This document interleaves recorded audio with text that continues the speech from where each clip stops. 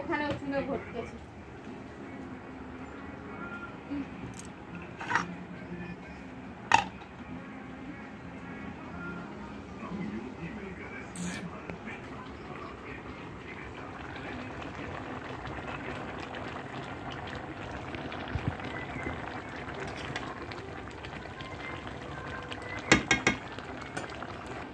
তো দেখতেই পাচ্ছ সমস্ত রকম হয়ে গেছে। আর এইটা কিন্তু একই রকম লাগছে। এইটা হচ্ছে ওল ভাজা আর এটা হচ্ছে উচ্ছে ভাজা।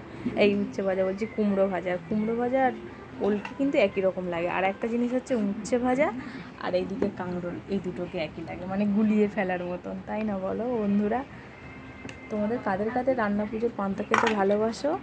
সামনের বছর আমাদের বাড়ি চলে আসবে, কারণ এবছর তো খেতে নেই, সামনের বছর দিয়ে খাবে, ঠিক আছে? তো টাটা। আর এইখানে দেখো সব রকম মাছ ভাজা হয়ে গেছে, শুধু পুঁই শাক, আলু, চিংড়ি মাছের আর ইলিশ মাছের মাথা দিয়ে চচ্চড়িটা হলে কমপ্লিট হয়ে যাবে আমাদের আজকে।